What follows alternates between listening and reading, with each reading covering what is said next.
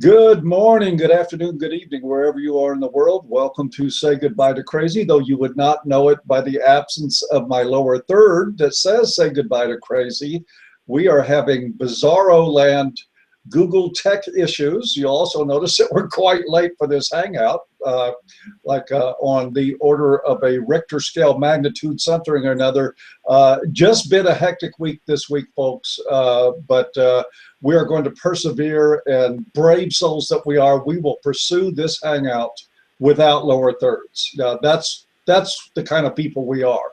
That's how determined we are. And speaking of people that we are, one of the people is Dr. Tara Palmatier, who is with me now. You want to say hello, Dr. T?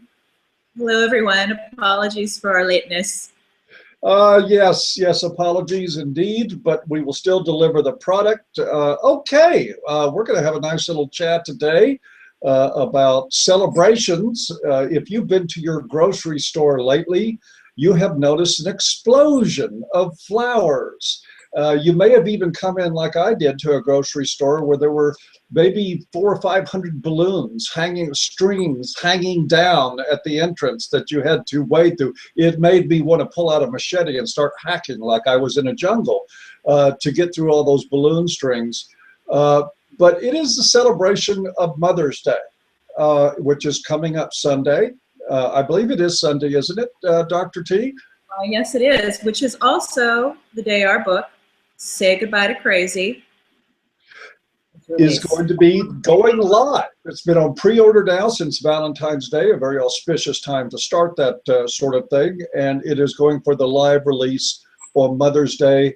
And Mother's Day is a very important day, folks. It is a day when we absolutely go into full mode, full bore mother worship in this culture. And it is not that there's anything wrong with being a mother. So, naysayers, just hold your horses. We are all very appreciative of what parents have to do in this world to raise children. It is difficult at times, and it is demanding, and it sucks up a lot of your of your life otherwise, a lot of your freedom, a lot of your time, a lot of your money.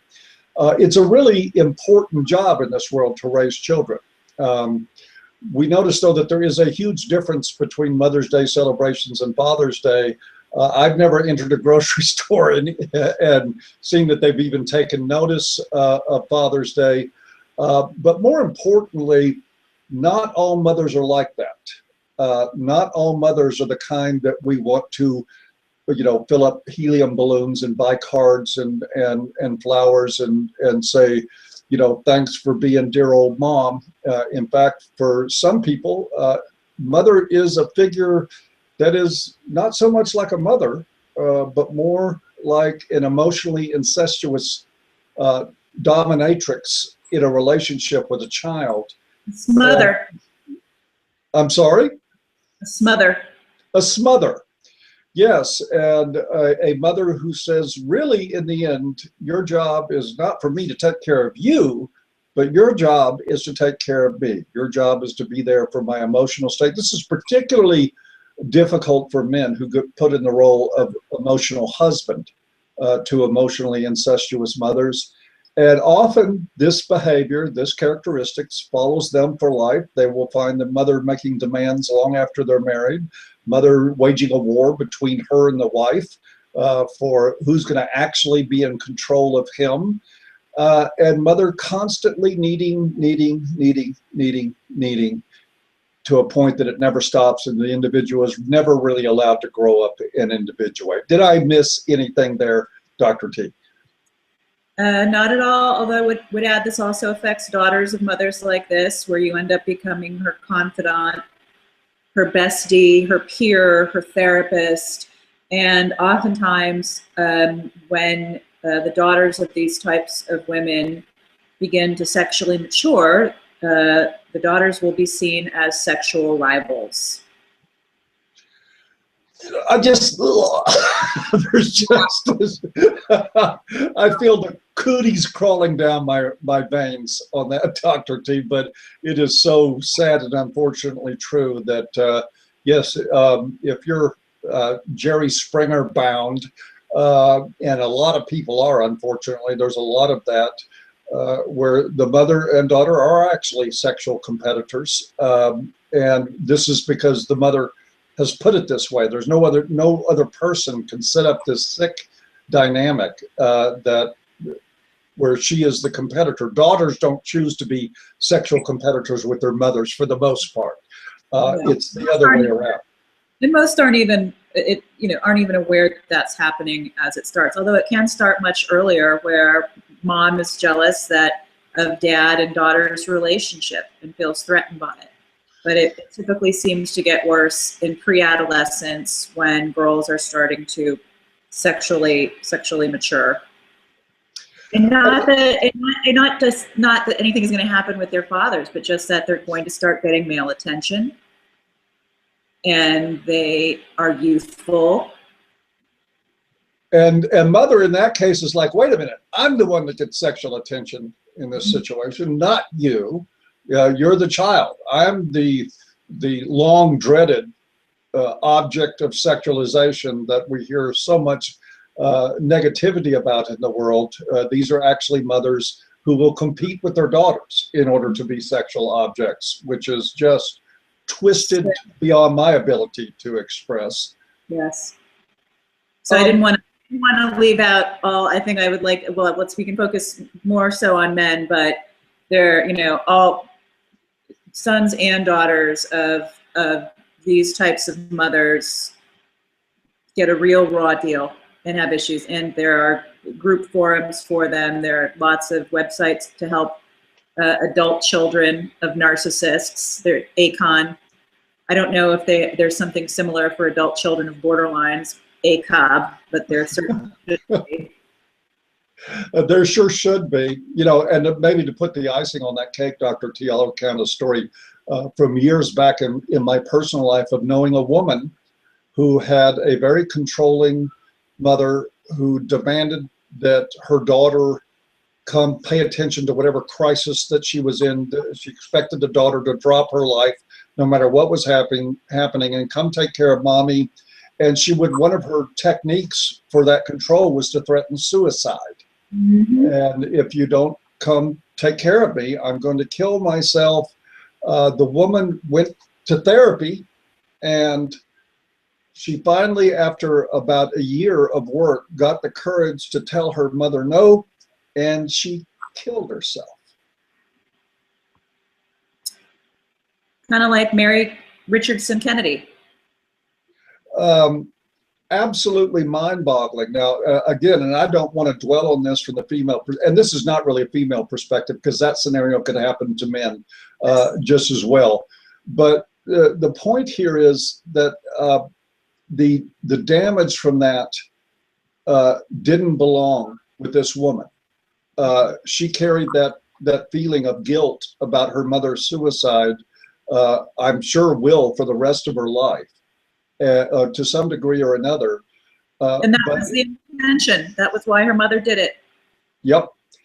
And so let's say in the end, my belief is that was still the correct thing for her to do. She Absolutely. Is not responsible for her mother's suicide. She was not responsible for being born to a mother who would do such a horrible thing to their child. I hope wherever she is out there that she reclaims her life fully and that she comes to understand all that before it's her time to leave this earth, because that is probably one of the sickest forms of abuse I've ever seen in my life. Never quite heard of anything like it, although I am sure she's not unique. I know that it's happened before. What a tragedy this is. And this is why we need to talk about the idea of divorcing your mother. And we're going to be talking about it again from the sort of the male perspective, because there is a different dynamic there. But there comes a time for many men where it's time to say goodbye to their mothers, to divorce them, in effect. And it is a divorce in effect, because what we're talking about, again, is emotional incest. This is an inappropriate relationship. It's an inappropriate bonding that the mother has formed. It affects lots and lots of people in this culture. And the best place that they can get to is a point where they're ready and willing to say goodbye and to start claiming their own lives. And I guess one of the first questions I want to put your way, Dr. T, is that given that this sort of inappropriate relationship going into adulthood is one by its very nature, one that erodes and prevents the healthy development of boundaries. That the ability to say no to mommy is robbed from an early point. They will be manipulated by mothers who guilt, who shame, who twist, who punish, and who abuse for any actions on behalf of the son to say, no, I'm supposed to be doing this for me. I'm supposed to be living my own life. And so they could be 30, 40 years old and still sitting there with an inability to say no to mother, or to, and they'll be tossed into conflict about a choice between their wife or their mother, or their child and their mother, or their life and their mother. How do you get somebody, Dr. T, to go from that level of lifelong emotional abuse to a point that they're strong enough that they can tell their mother no? And as a matter of fact, it's time for you to go.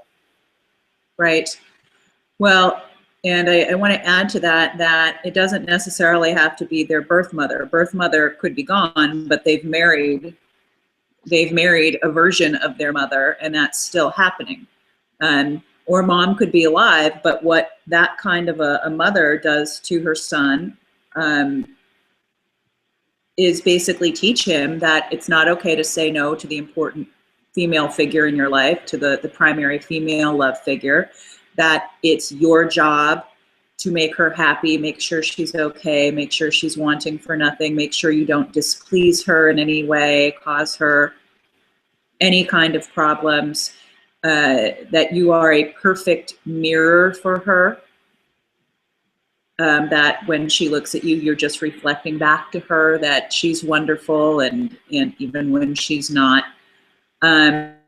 And so having a mom like that really can groom a lot of men and women to get into adult relationships with adults who have similar characteristics, who are going to treat them in the same ways and abuse them in the same ways.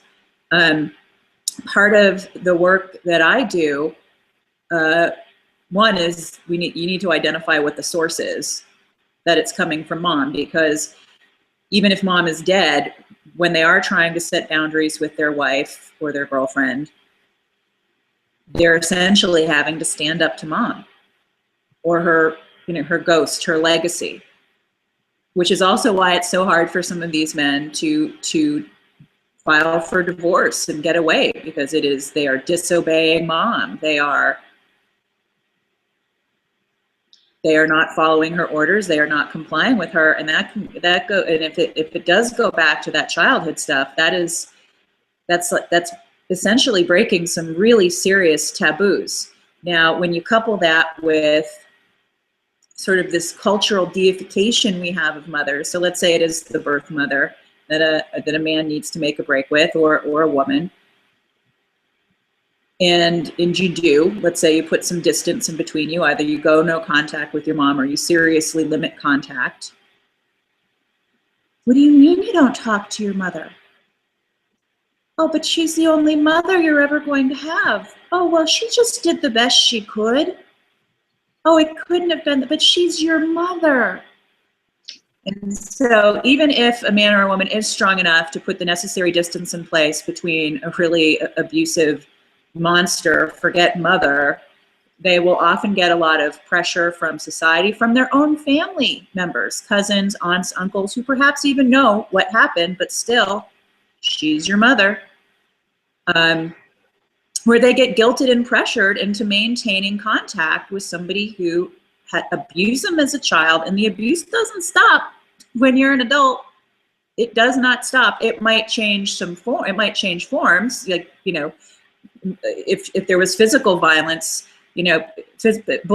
abusers who get physical are typically cowards, and once their kids get big enough to hit back and hurt them, that's when the physical abuse will stop. So as an adult, the abuse is going to change forms and be primarily emotional and psychological, but the abuse doesn't stop.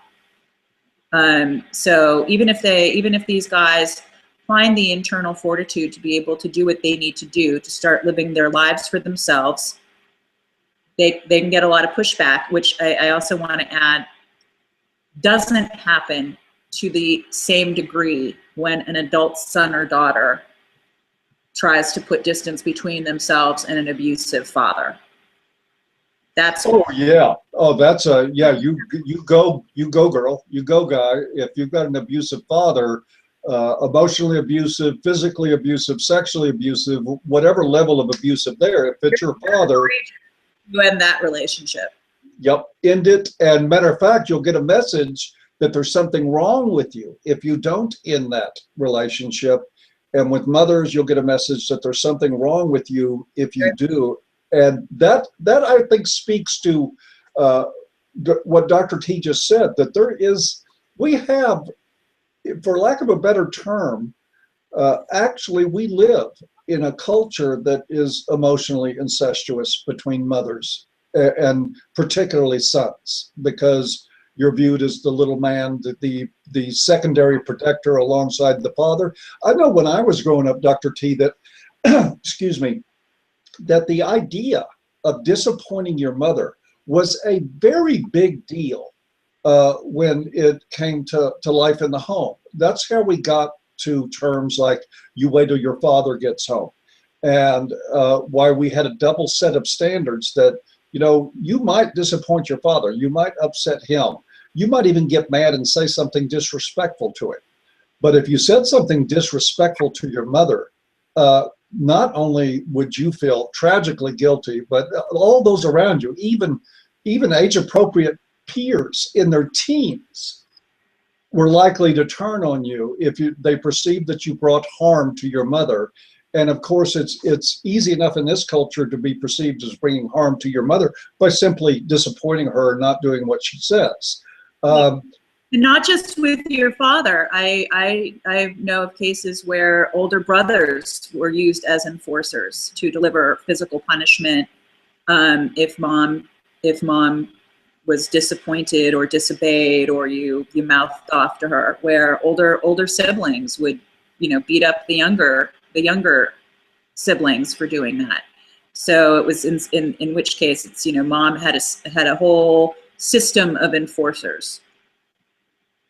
I think it's also worth pointing out and at least speculating about the history of this in our culture. And for me, I think it goes all the way back to the Industrial Revolution, that we had families in this culture for many generations that were operated more like concerns, that there was a father and a mother in the home, and the work that the father did was close to the home, that there was a lot closer to shared parenting responsibilities around homes than there was after they started building factories and men started having to migrate to cities and to leave the home and go to work, leaving the children in the physical and emotional care of mothers. That's when we first started hearing, you know, wait till your father gets home, because the father was removed by necessity to go into work into cities, and that he couldn't parent during those times. So what was left was a mother her husband was absent,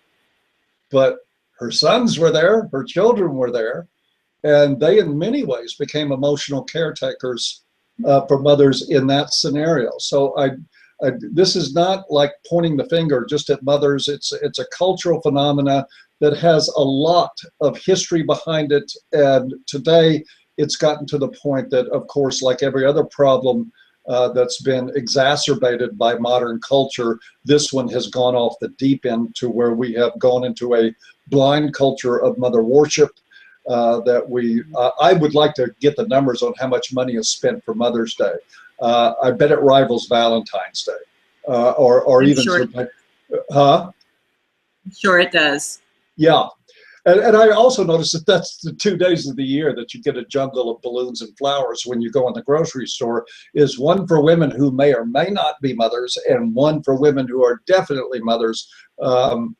Again, still haven't seen one for men, but this is a part of our culture, is that we put children in the care primarily of women. Now we do it by using the state to, not jobs, not the industrial side of our culture, but by getting the state to remove the father entirely from the child's life and handing the mother a bunch of weapons. And if she happens to be crazy, if she happens to be one that is prone to emotional abuse and emotional incest, that stuff really gets wicked and wild.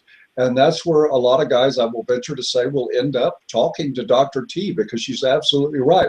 If you're taught you can never say no to your mother, what do you think that lesson's going to teach you when you pair bond as an adult in life? Is that you better not say no there either. And that's where we end up. Even pretty much, I would say that our book is a part of that phenomena, is having to teach particularly men how to get a wall of separation between them and mother. Not just that, the approval.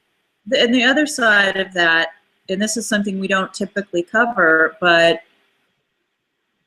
you know, I believe having that kind of abusive mother is more often the seeds of personal misogyny than having a father teach you that women are inferior. Can you expand on that a little bit more?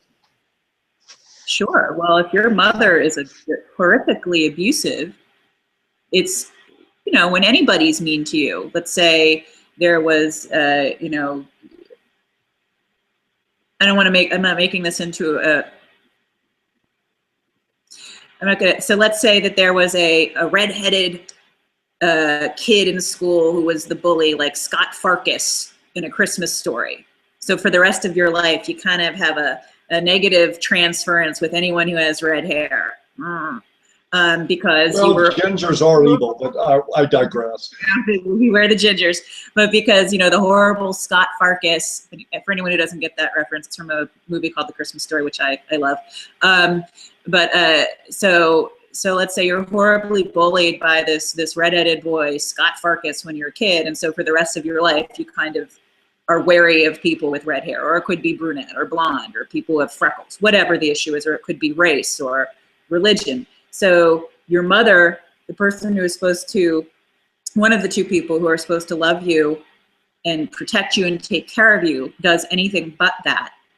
That can develop into a general hatred of women, just like, you know, a lot of feminists are misandrists.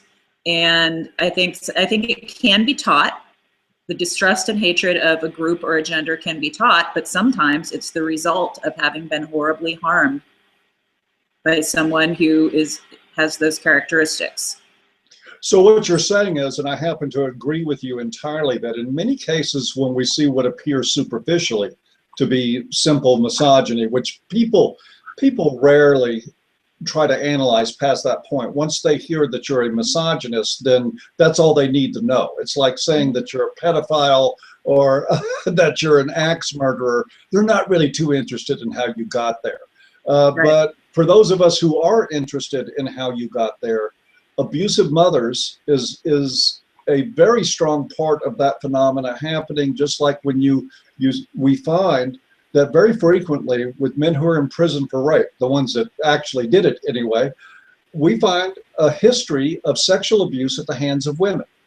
And so therefore should not be too terribly surprising. While it doesn't excuse at all an adult committing a rape, if we look back and start to understand that most of these guys were abused by their female caretakers. And so shock of shocks, they grow up and start unconsciously acting out of revenge. And then we end up putting them in prisons, which I will say they belong in those prisons, because when you're not safe for society, it doesn't matter to me how you got there either. But at the very least, we should be providing some sort of counseling that addresses that for men who have been convicted of rape and who actually did it. If we want them to, say, for instance, get out of prison and maybe not rape somebody else, it might be a good idea to address those issues. Well, and publicly acknowledging it into some type of service or education program that, you know, misogynists and misandrists don't just happen in a vacuum. So let's educate people so that it doesn't have to be that way, or have early intervention programs for boys and girls who are being abused by their mothers. Yes, misandrists occur in dysfunctional families and they occur in gender studies programs, but that's a different story. One begets the other, right? So yes. But so how, again, I want to go back to the question, how, when we're talking about dealing with people, and I know I've, in the work I've done with men, I go into that area talking about mothers, frequently found that, oh yeah, if I didn't march to mommy's little tune, I would get beat up by my father, get beat up by my brothers, get shamed and humiliated by my mother. She would send me the message that I was destroying her and harming her, and I felt terribly guilty. So I always caved in. I always did what she said, and sure enough, I ended up with a life where anytime most anyone asked me to do something, a stranger could ask me to change our flat tire in a parking lot, and I would unconsciously start, rolling my shirt sleeves up and changing our tire, not even knowing that I'm acting unconsciously. So again, I think it comes back to boundaries, but how do you get somebody to even understand the concept of boundaries when boundaries were beaten out of them from birth? Well, it's tough. I think before you can even get to the boundaries, you have to do the grief work. Because there is grief work to be done in these situations. You have to first help the person identify that no, mom didn't do the best she could. I mean, perhaps she did, but it wasn't good enough and she did damage. Because a lot of guys won't even go there. Like they'll describe egregious abuse, but they still can't express anger at their mother who harmed them. So they will still, well, but she didn't mean it, and she grew up with an alcoholic father, and they make excuses for their abusers. And I see them do the same thing with their wives and girlfriends. So it starts by helping them to stop excusing the abuse. And that doesn't mean they have, all right, I hate my, going to some Freudian edible, we're going to blame everything on mom type of thing.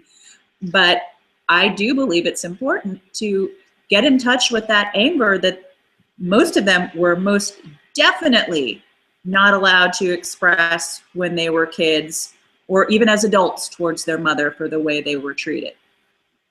Because boy, if they did, and that's one of the first questions I asked. So what happened if you got mad at your mom? Well, I didn't.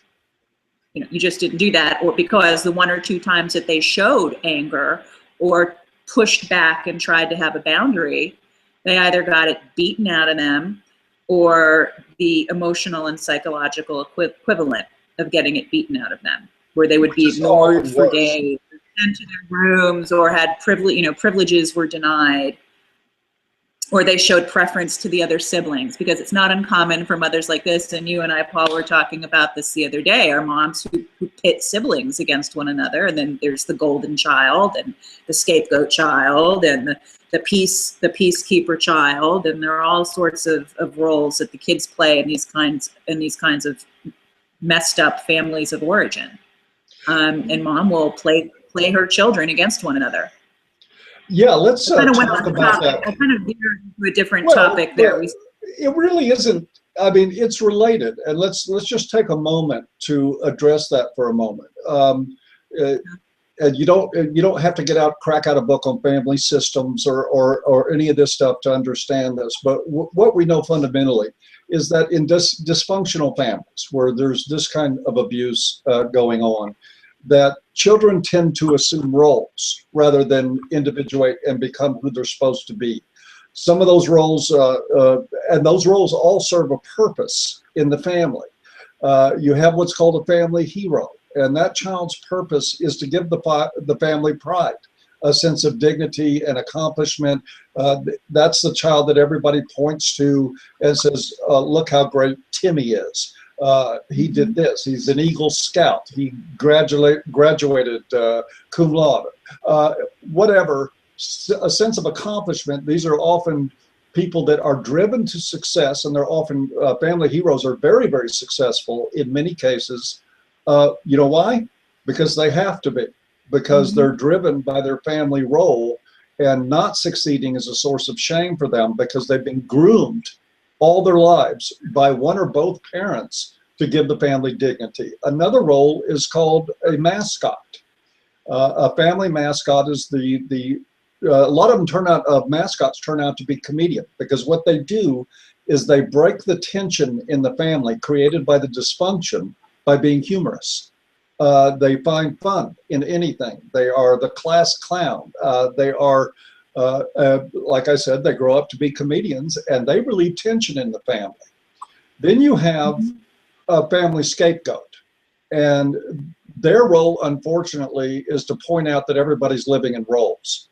And I mean, there's a soft spot in my heart for family scapegoats, because just like the old adage of smearing the blood on the lamb, sending them out into the desert, you've got the scapegoat is bearing the sins of the family. This is the one that will act out, get in trouble, the one that will tell mother no, the one that will tell father no, that will be in trouble and bring, according to the dysfunctional family, they're bringing shame and harm to the family with their actions. And what they're actually doing is standing up and pointing at the elephant in the room and pointing out the fact that the emperor is naked. And the family doesn't want this. The family, if they listen to the scapegoat, all those roles break down, things get real, and that's not about happen. And finally, you have a lost child, what's called a lost child, and they are the ones who will react, and their role will be to withdraw and to sort of separate themselves. When you have a kid, if you're seeing other kids in the family all integrating in their roles, the lost child is the one that's off in their room to themselves in their own world. What you'll see with lost children is that a lot of parents find that you can't punish them by sending them to their room.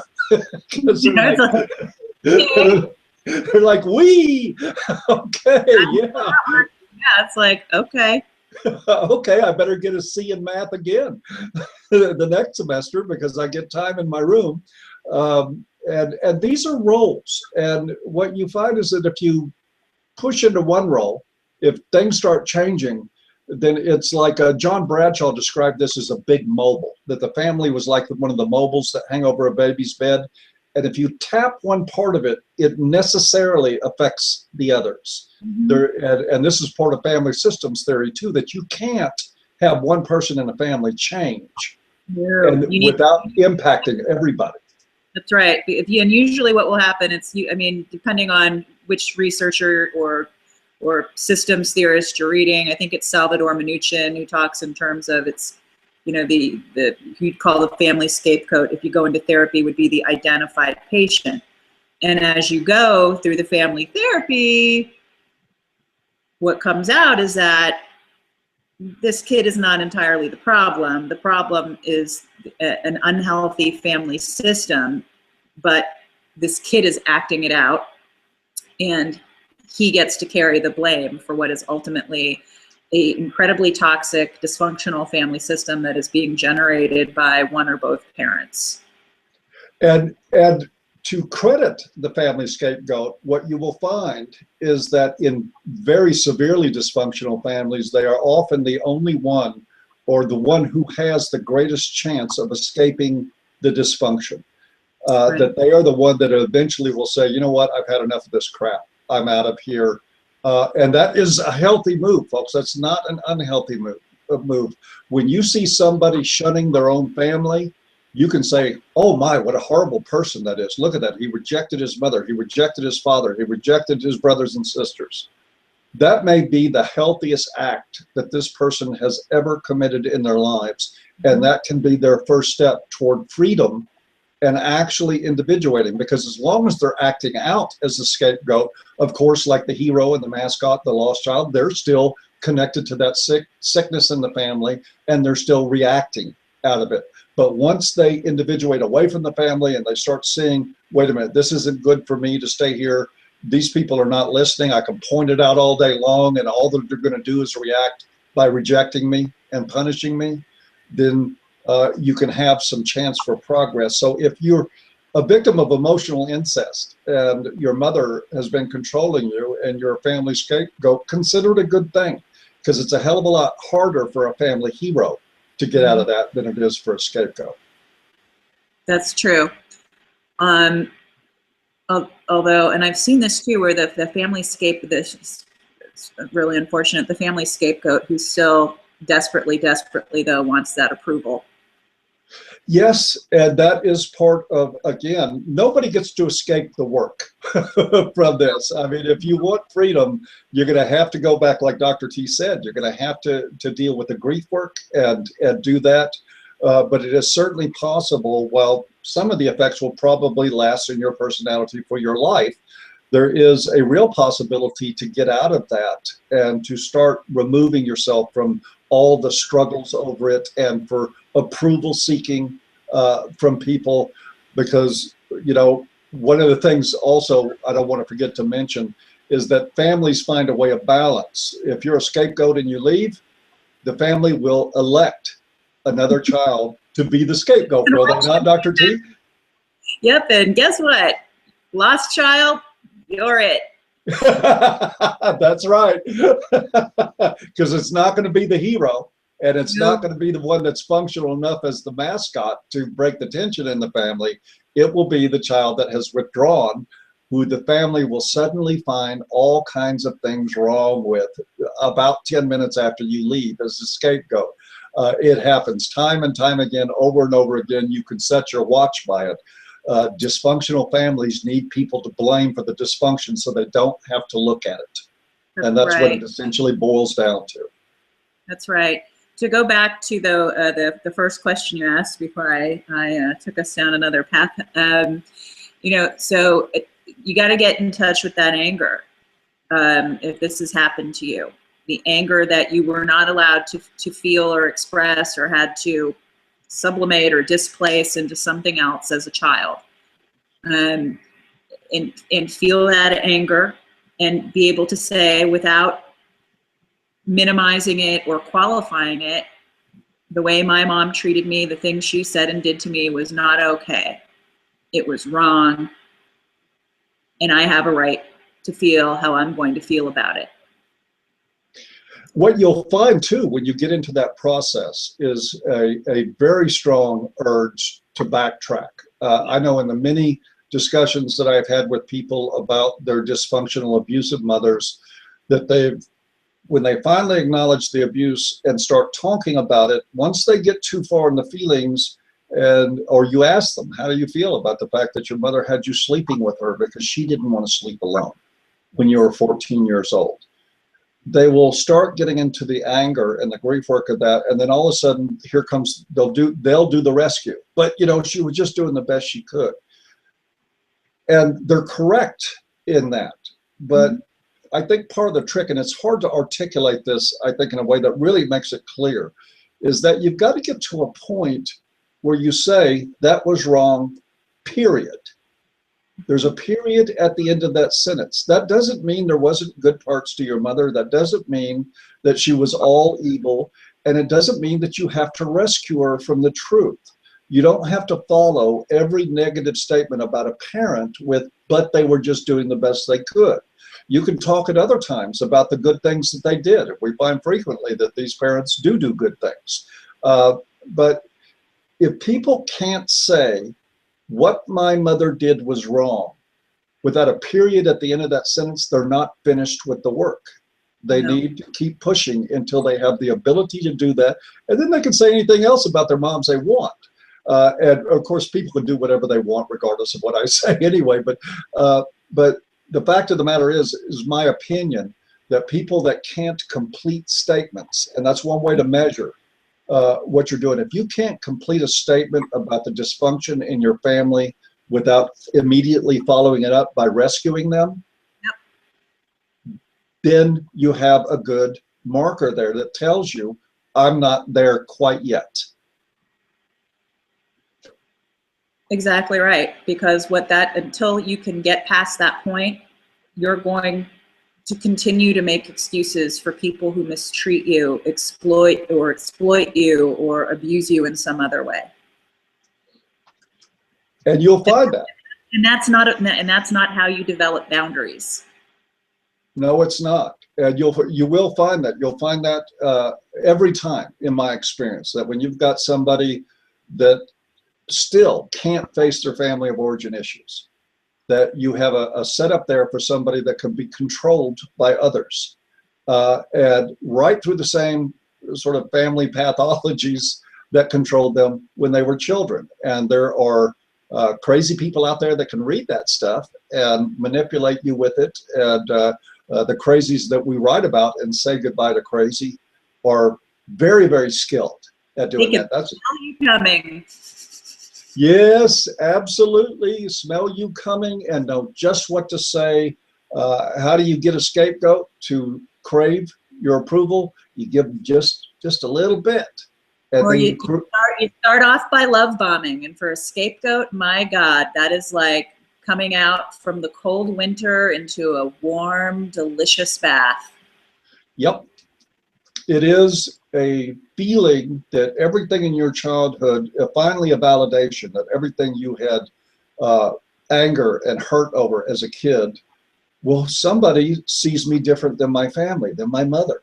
Somebody finally sees who I am, and boy, they can hook you in with that, and then they can create the illusion that you're just 2 or 3 steps of compliance away from getting more of it, and then keep you locked there for years and years and years.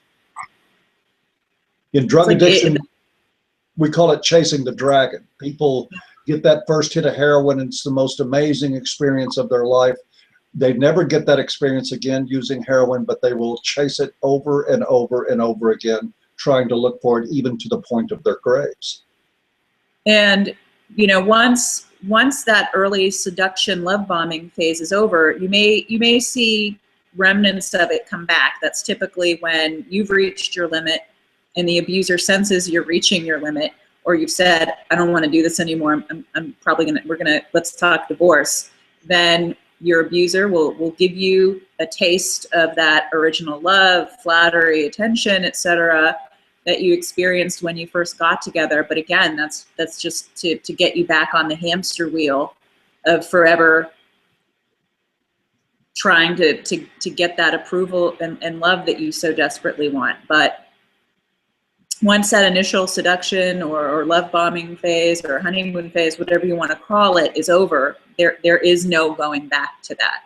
But that's how they will hook in the scapegoat, is that you finally feel loved and seen and appreciated for the first time in your life. And then after that's over, you crash back to earth with a thud. And guess what? Everything that's wrong is because of you again, just like when you were a kid. I wouldn't have to do this to you if you did this better, did less of that, did more of this. Absolutely right. That is 100% correct. And this stuff, people, is not really rocket science. It sometimes takes just getting the information to be able to start seeing it, because nobody from your dysfunctional family is going to tell you this stuff. And most of society won't be aware of it. A lot of this operates on an unconscious level. And you find yourself repeating it, and you can be in the beginning of a relationship, like Dr. T said, all of a sudden, hey, my family was wrong. I really am a good person. I've got good qualities. And look, this person finds me lovable. But in every one of those situations, if you're still acting as a family scapegoat and being something other than yourself, or acting out in a role, you're going to find yourself right back to feeling persecuted and to getting the same treatment, being punished for telling the truth, being punished for being who you are, taking care of yourself. You're going to get that in those relationships. And that's why it's really so important to go back and examine, what are the lessons you got growing up? What did they teach you about what your purpose was in life? And did they teach you that you were basically a scumbag, or that you were an absolute hero? And getting out of both of those is really important to good mental health, and to, at some point, being able to say, get that divorce from your mother. The heroes are just as tough to work with, if not more, because there's nothing you can't do or fix. The scapegoat is, I'm going to try harder, be better, and maybe they'll love me. But the hero thinks that he or she can handle anything, and I will get it right, because that is what I do. And Well, and they're being rewarded for it. I mean, the scapegoat is getting punished for their behavior. The family hero gets rewarded. They get the accolades. They get to feel better than the scapegoat. They get to feel better than anybody else in the family because they're the one. For staying with her. Oh, you're such a good man to stick by her, even though she's a lunatic who treats you horribly. Yeah, so they can be just as tough. They rationalize it a bit differently than the scapegoat does, but it's hard, and it is a grieving process. And I hear these guys, they go through the bargaining, the denial. It's not that bad, or what if I try it like this? What if I try it like that? What if I, turn myself inside out? And it basically comes down to acknowledging in a very fundamental level that you didn't get the kind of love you needed when you were a child from the people you needed to give it to you. But that wasn't because you were flawed or broken or bad. It was because your parents or parent, depending on the situation, were flawed and broken. And that to continue seeking that love and acceptance from that same parent who is flawed and broken, or your spouse who is flawed and broken, is just going to result in more of the same. You're not going to get it, and that's not a failing on your behalf, because you could get love and approval and acceptance, but you're not going to get it from someone who is as sick and messed up as the parent or parents who did the original damage. But that's what they want. Love only means something if I can get it from someone who I have to prove myself to, prove that I'm worthy, prove that I'm not as bad as they think I am. And I think what you'll find is almost in all cases, family dysfunction doesn't exist in a vacuum. There's always enabling for it. If you've got an alcoholic father, you very, very typically have a mother who is saying, oh, daddy's not passed out in front of the door, he's just asleep. You have this going on. When you have emotionally incestuous mothers, if a child objects and disappoints mother, the father's likely to come in and enforce, or he will be a father who's been removed from the home because he wouldn't, so that the dysfunction can continue along the lines that the mother wants to. But it never happens in a vacuum. There is always enabling and support for the dysfunction. The family depends on the dysfunction in a way in order to stay balanced. That's what the family is used to. And yes, your parents have carried down this stuff from their families and their parents before. And it's important to know that and to recognize it, but it's also equally important to not use that as a rescue. It is perfectly acceptable to see your parents as responsible for their actions as adults. And it's like you're responsible for your actions as an adult. Exactly right. You expect that of yourself, you expect it of other people. I think that the real takeaway here is that one of the biggest things you can do to help along these lines is to understand that parents are not sacred cows, that mothers are not deities. They're not Hallmark cards all the time. They're not balloons and flowers and kissing boo-boos and making cakes. Frequently, mothers are abusive, treacherous people that use their own children as pawns to fulfill their own needs in the most egregiously selfish ways imaginable. And it is okay for you to recognize that. As a matter of fact, if you don't recognize that, you're probably going to stay trapped in it for a long, long time. Yeah, yeah. And it doesn't, and sometimes it's not, it's not the physical, there's not extreme physical violence. But what I see a lot of with many of the guys I work with is basically that their wives, the mothers of their children, use their kids as human teddy bears. It's like when they want affection, they'll be loving and shower the kids with attention because they want that affection back. But when they don't, the kids are a nuisance or a bother. And much like we just talked about with the adult, where it's you want to get back to that, well, why, okay, the getting the attention from mom feels really good. How do I get back there? And so it can start just as maybe you weren't beaten. Maybe, you know, she didn't say horribly mean things to you, but it was her attention and her love was inconsistent, I think is what I'm trying to say. So it's a very long way of saying it, but inconsistent parent, you know, mothering from your mom, inconsistent attention, inconsistent love, you know, like I said, when she was feeling needy or wanting to feel loved, then it's like, oh, come here, my darlings. But, you know, when she had sexting to do, I have a client whose kids found their mothers, they were on her phone and saw her sex, including photos. Ouch. Yeah. And they weren't to dad. So that's a whole other can of worms. But oh yeah, I'd say that qualifies for the can of worms category. Yeah, but it's that sort of inconsistent, I love you, and now you're bothering me. Come here, I love you, now you're bothering me, that can set men and women up to, again, be with somebody who is going to run hot and cold, which is a total mind F. And again, as a child, that can groom you to seek out partners or to attract partners who are going to teach you in the same way. And that's a much more subtle variation of that. You know, it all doesn't have to be, you know, Joan Crawford from Mommy Dearest with the wire hangers and all of that extreme over the top stuff. It can be that subtle and covert and insidious. One of the things, guys, that I think is really important, if a part of your courtship dance with a woman is to decide that you like her, and then bring her to meet mom before you make a decision on whether or not to engage in a relationship with her, you've got something going on there. A really better approach, I think, is that you make a decision on who you want to be with, and then you inform parents that this is my chosen partner, end of story.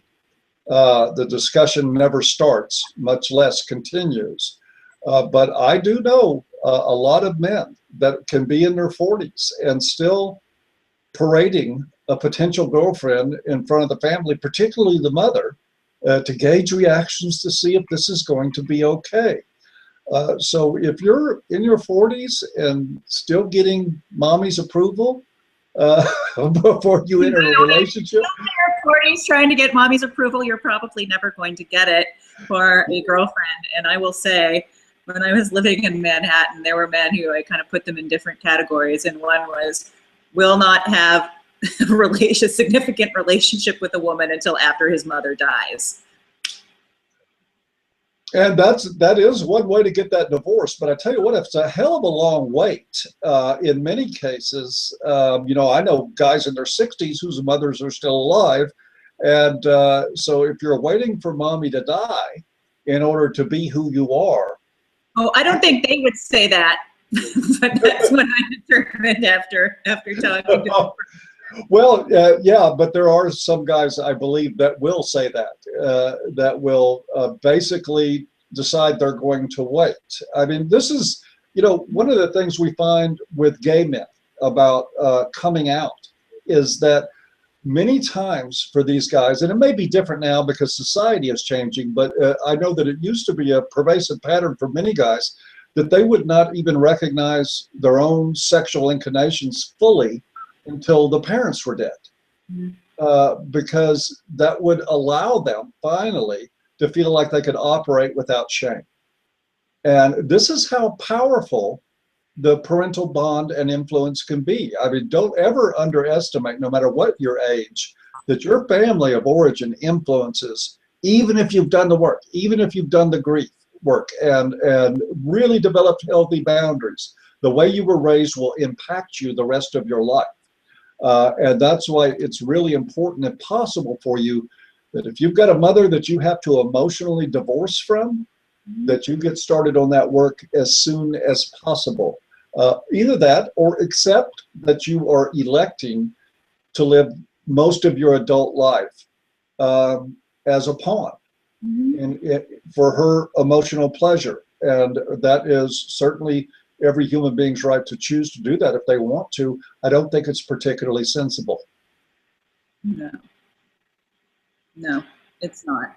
At some point, you know, whose life are you going to live? The life your mother thinks you should, or your father, or whoever. It's what I see with a lot of these guys is that they don't even know what their own expectations and hopes for their lives are, because they've been told what they should be and who they should be and what they should want and what they should be doing from a very, very, very early age. And so sometimes the work will involve that. It's like, well, okay, this is who your mother expected you to be. Who do you want to be? And sometimes that'll even bring a career change. There are a lot of guys who choose careers because that's what was expected of them, and they're miserable. That's how powerful it is. They'll choose careers, they'll choose partners, they'll choose where they live, they'll choose what they think they believe and what they think their life is about, in order to keep this family role perpetuated. And I've never seen an instance, Dr. T, where I thought that was a healthy choice. These are people that will live their lives and go to their graves never having known who they are, or what they believe in, or what they really want, or fully acknowledge their own feelings about anything.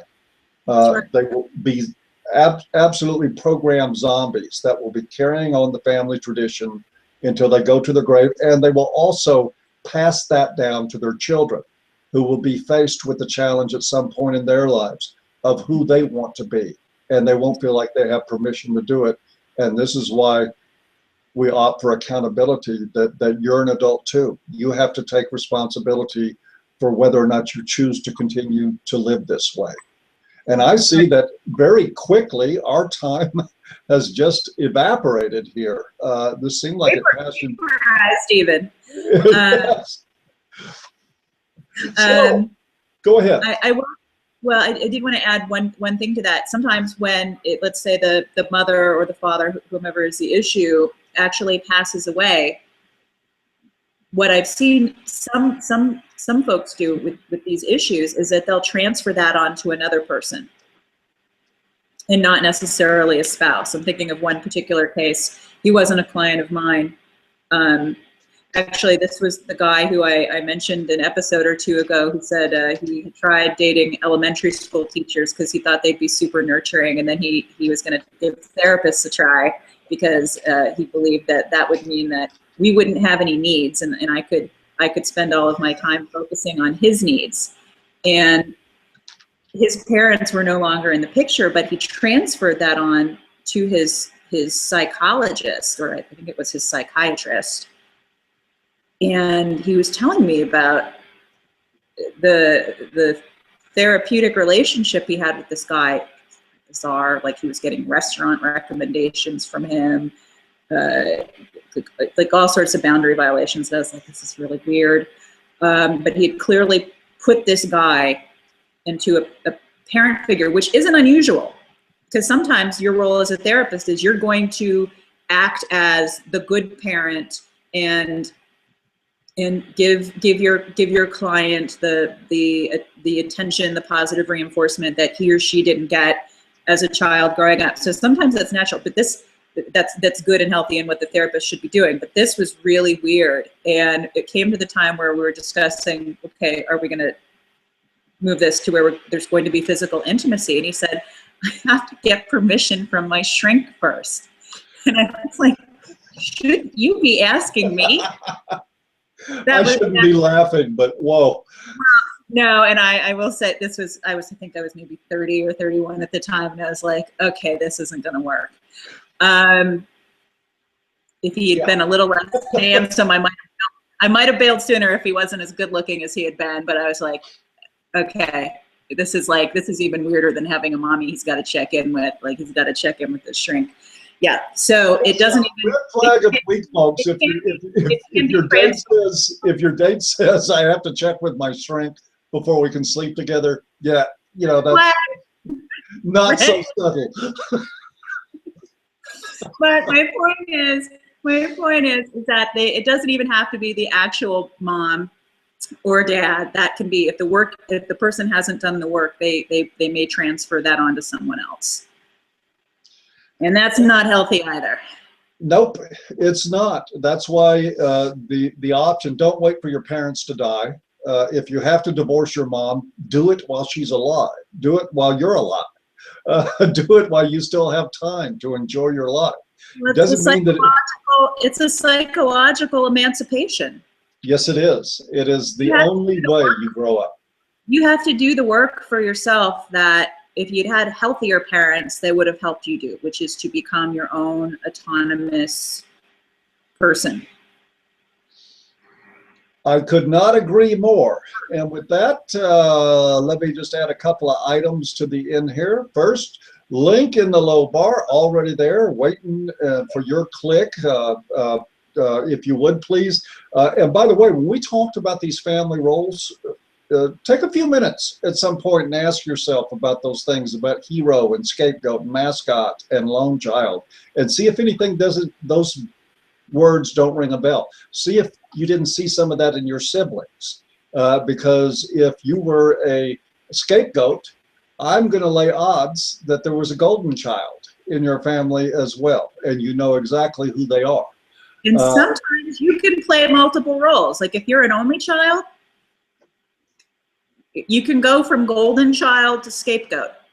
And that's not uncommon. You know, when you're young and being a perfect little mirror for mommy or daddy, then, you know, oh, you're just the little darling. And then as you grow up and start to have your own opinions, your own feelings, your own tastes, your own preferences that aren't a perfect mirror for the crazy parent, then you can become the scapegoat problem child. And that usually happens, if that is going to happen, pre-adolescence. And again, it's when you stop being that little child and you're maturing, which is threatening to that kind of parent. But you can play more than one role in your childhood as you think about what role you had in your family. And it can happen well after adolescence too, when many scapegoats grow up and say, you know what, you guys are nuts. I'm out of here. No, I want to go to medical school or law school or become an engineer or go into the family business. But anyway, you will find benefit in the book. And this is, again, it's another shameless promotion of the book, but I'm saying it in all sincerity. The answer to a lot of these questions is understanding some family of origin stuff and developing boundaries that you were not allowed to have or encouraged not to have as a child. And that this book very much does address that end of this. So whether, you know, you are a woman whose husband's ex-wife is still a nutcase that is wrecking your current relationship, or whether or not you're a guy who grew up with the family pointing the finger at him about, or her, about everything that went wrong in the family. It's like, you know, people will say, well, the Pope got shot. Well, where's this kid? Because I think the kid had something to do with it. If you grew up with that, you'll find some benefit in this book about understanding what boundaries are about, what their real purpose is in life, and how you need them. If you're ever going to be who you are or who you want to be in life, you're not going to get there without a wall that you can choose to put a door in or not between you and everybody else in the world. That's right. You have to have the option to be walled off completely and to be comfortable being in your own skin. And after that, everything else is possible. It doesn't mean you have to isolate. You can let people in and out as you choose. You can connect. You can have decent relationships. But if you don't have a good one with yourself at first, that one that moves past the messages from your family of origin, you're not going to have a good one with somebody else. You're just going to carry that dysfunction into that relationship, which they are going to do.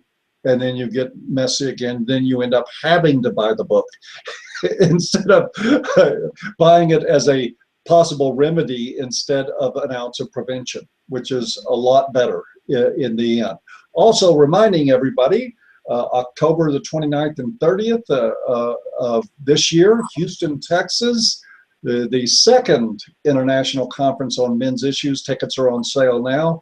You can find them through voiceformen.com. It's if you can't find it there, you probably won't be able to find Houston because it's plastered shamelessly all over the site. If you would like to join us for a couple of days of education, fellowship, partying, and generally being obnoxious to the world and each other, we would love to have you come in Houston. It was a blast last year in St. Clair Shores, Michigan, outside Detroit. It promises to be even more special this year. This is the kind of thing that we love talking about there and connecting with other human beings, and it's just going to be a wonderful time. And again, Sunday. And I promise I won't do anything as trite as making a Houston we have a problem joke. All of us residents of Houston very much will appreciate that, Dr. T. Although, because when I did the formal announcement for the conference, I titled it "Houston, We Have a Solution." I thought that was clever. Yes, very clever on my part. I thought of a word. That Yeah, I'm giving you validation and approval. Hey, but you know what? I don't need it like I had to when I was a kid. I was okay. I thought it was a pretty decent title, and I appreciate your compliment, but I want you to know that I don't have to have it. Well, do that. Anyway, link in the low bar for the book. If you support our work, if you benefit from these programs, we would very much appreciate you going in, because we spent, what, 3 years writing the book off and on, Dr. T. A lot of time, a lot of work, and if you want to support what we do, allow the Hangouts to continue, a copy of the book would be a big plus for that, and we'd really appreciate your support on that. Plus, you get what I think is going to be... We hope to have print versions within 4 weeks after the downloadable version. We will have them within 4 weeks. We're not hoping to. We're going to have them. As a matter of fact, we're working on the formatting for print right now. We're going to be using Create Space. It'll be available on what's called print on demand, and you will get the hard copy. You'll be hard to miss out. We'll have that in the low bar as soon as it's available, so that you'll be able to get that. But this Sunday is Mother's Day, and we suggest that you observe Mother's Day by being kind to yourself and to take a look at what you want in life, who you want to be and who you are. I am sure, like most people, you appreciate what your mother and father did for you. And in some cases you don't, and you have good reason not to. But I would suggest using the day rather than another fawning, socially pressured event to tell mommy that she was the greatest that ever lived and that there were never any mommies as good as her and never will be again, and other such nonsense that Hallmark wants us to celebrate. I would suggest maybe spending a little bit of Mother's Day examining your relationship with your mother and taking a good, honest look at it and asking yourself, does that feel like it was good for you? And if it wasn't, you're allowed to do something about it. As a matter of fact, it's your job to do something about it. And with that, I will say we will be back twice again next week. We will dream up more fun and interesting topics, and we will be talking more and pushing our book like these shameless slugs that we are to get it into your hands. It's a great read, folks. You're going to find this book very entertaining. It'll give you some laughs. I guarantee you, thanks to the absolutely burning wit of Dr. T, I promise you it will give you some laughs, and you'll be able to have this on reference and be able to share the insights in it with anybody in your life. With that, we'll say good day to you all, and we'll see you next week. Bye-bye.